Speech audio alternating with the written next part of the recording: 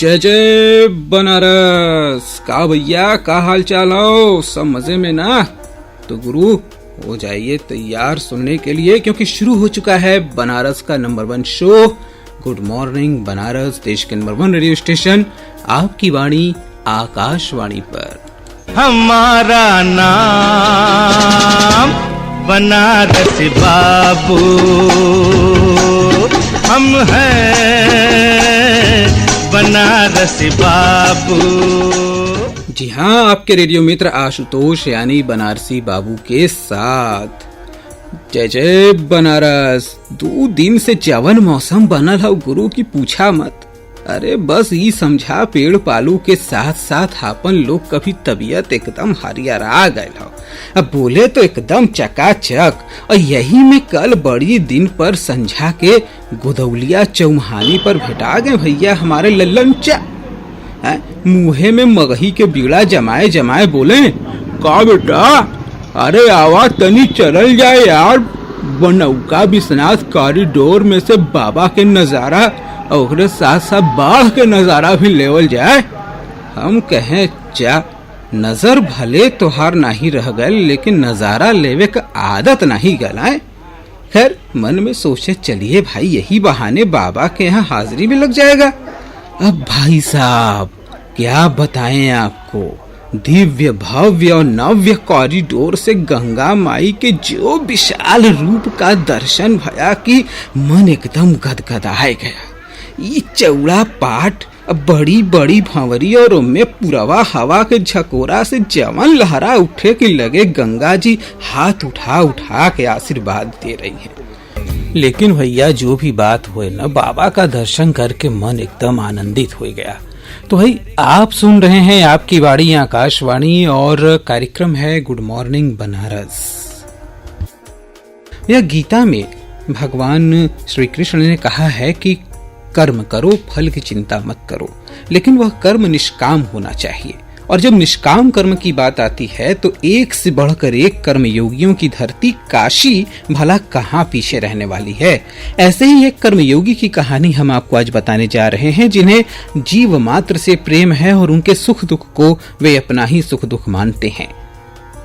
और वो हैं पिछले कई वर्षों से अपने परिवार के साथ मूक और निरीह पशुओं की सेवा में लगे retired labour enforcement officer Sarnath निवासी राजकिशोर पांडेय जी। तो लीजिए सुनिए उनकी कहानी उन्हीं की जुबानी। मेरा नाम आर.के. पांडे है। मैं श्रम विभाग में पहले एज ए लेबर इन्फोर्समेंट अफसर कार्यरत था और सितंबर 2015 में सेवानिवृत्त हुआ सरकारी कार्यों से।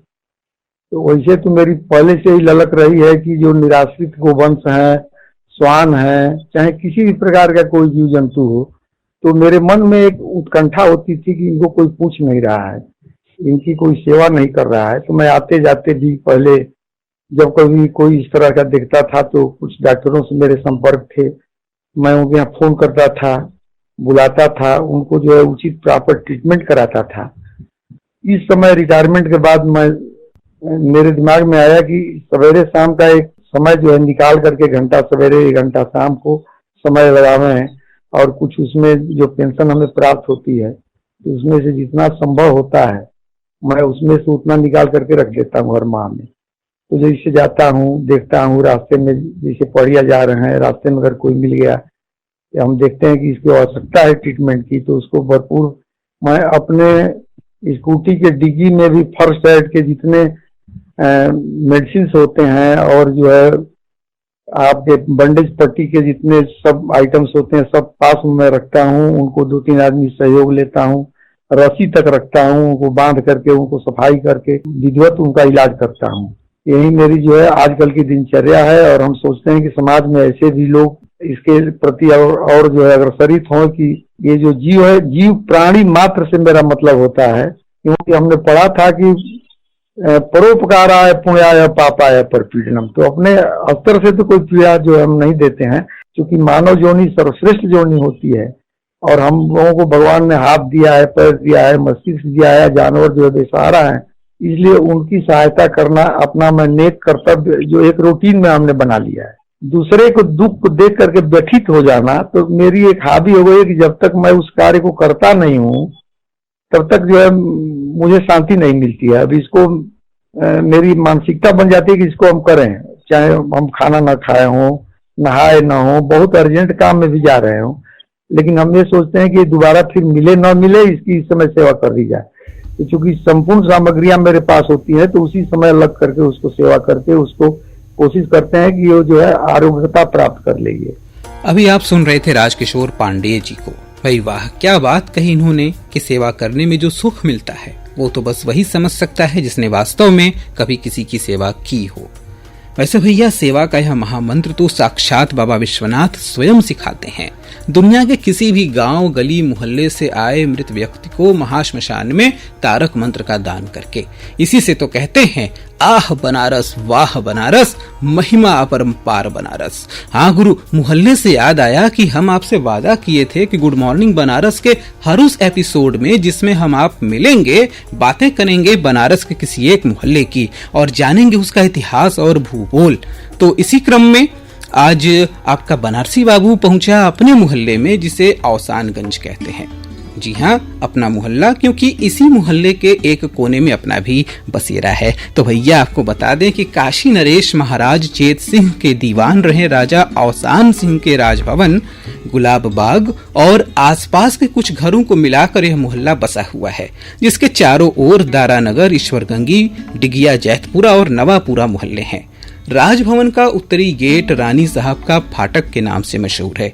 इसी राजभवन के पश्चिम में रानी राम कुंवर ने एक बहुत सुंदर गुलाब बाग बनवाया था, जिसे अब गोला बाग के नाम से जाना जाता है, जिसमें सफेद संगमरमर से बना हुआ श्री राधा कृष्ण का विशाल मंदिर बनारस की शोभा बढ़ाता हुआ आज भी विद्यमान है। पहले राजभवन और गुलाब बाग के बीच के क्षेत्र को बाबू का बाजार नाम से जाना जाता था, जिसके पास काशी खंडोक्त उर्वशी कुंड था, जहां लगभग 12,000 तपस्वी तपस्या करते थे। काशी का सुप्रसिद्ध ज्येष्ठ क्षेत्र पूरब में हनुमान फाटक से लेकर पश्चिम में ईश्वरगंगी तालाब तक फैला हुआ था। इसके बीच में ही औसानगंज मोहल्ला था। यहाँ मतलब आज भी है। यहाँ उर्वशीश्वर महादेव का शिवलिंग भी था, जो अब अप्राप्य है। उन्हीं के भक्त नानू कानू बाबा थे, जो आज वीर होकर क्षेत्र की रक्षा करते हैं। आज भी हर एक मंगल कार्य में इनकी पूजा की जाती है। अभी पिछले ही दिनों अनंत चतुर्दशी को इनका वार्षिक श्रृंगार भी हुआ था। इसी मोहल्ले के दक्षिणी बॉर्डर पर डीएवी इंटर और डिग्री कॉलेज, साथ ही कमलाकर चौबे आदर्श इंटर कॉलेज है, जहाँ से हर साल आप आकाशवाणी द्वारा प्रसारित सुप्रसिद्ध नाटी इमली के भरत मिलाप मेले का आंखों देखा हाल सुनते हैं। तो भाई, ये हुई बात बनारस की और बनारस के मोहल्ले की। अब बातें करते हैं गुजरे हुए कल की। आपको बता दें, आज ही के दिन सन 1931 में गांधी अरविंद समझौता हुआ था। भारत के राष्ट्रीय प्रसारण सेवा दूरदर्शन की शुरुआत आज ही के दिन यानी 15 सितंबर सन 1959 को हुई थी। आज ही सन 1876 में सुप्रसिद्ध बांग्ला साहित्यकार शरद चंद्र चट्टोपाध्याय और 1905 में हिंदी साहित्यकार डॉक्टर राम कुमार वर्मा का जन्म हुआ था। और अब बातें आज कल की।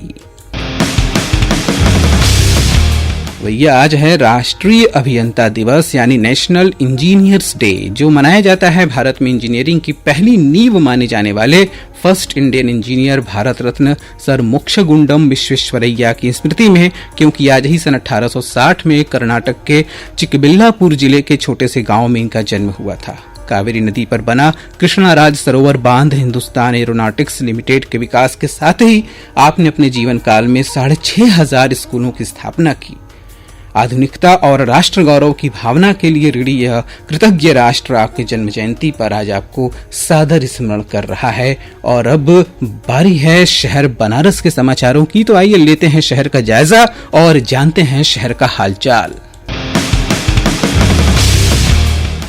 आपको बता दें कि 17 सितंबर यानी विश्वकर्मा पूजा वाले दिन से आगामी 1 अक्टूबर तक शहर के 8 स्थानों पर मेगा रक्तदान शिविर का आयोजन किया जाएगा। सीएमओ डॉक्टर संदीप चौधरी ने बताया कि ESIC hospital Pandeypur, IMA, BHU, बड़ा गांव, चिरईगांव, काशी विद्यापीठ के प्राथमिक स्वास्थ्य केंद्र, सीएससी चोलापुर और हाथी बाजार में ये शिविर लगाए जाएंगे। तो आगे आओ बनारस और जीवन जीते रक्तदान, मरणोपरांत नेत्रदान के संकल्प की पूर्ति में बढ़ चढ़कर भाग लो। और अब बातें ट्रैफिक के हालचाल की। आपको बता दें कि कज्जाकपुरा रेलवे फाटक पर ओवरब्रिज के निर्माण कार्य के चलते 12 सितंबर 2022 से 12 मई 2023 तक सड़क मार्ग में परिवर्तन किया गया है। सभी प्रकार के 3 पहिया, 2 पहिया, हाथ ठेला और रिक्शा के अलावा कोई भी बड़ा वाहन अब कज्जाकपुरा की तरफ नहीं जा पाएगा। तो इस बात को ध्यान में रखकर ही इस रूट पर निकलने का प्लान बनाएं। और अब मौसम का हालचाल। तो गुरु, अभी आने वाले अगले 2 दिन तक मौसम ऐसे ही खुशगवार बना रहेगा और रिमझिम के गीत मौसम गाता रहेगा। तो भाई अब आप लोग भी करें ऑफिस की तैयारी, क्योंकि घड़ी की सुइयां बोल रही हैं कि भाई बनारसी बाबू अब निकल लो। समाचारों का सिलसिला जारी रहेगा हमारे दिल्ली केंद्र से 8 बजे से। मिलते हैं 8:30 पर कार्यक्रम मधुरिमा में। तब तक के लिए जय जय बनारस।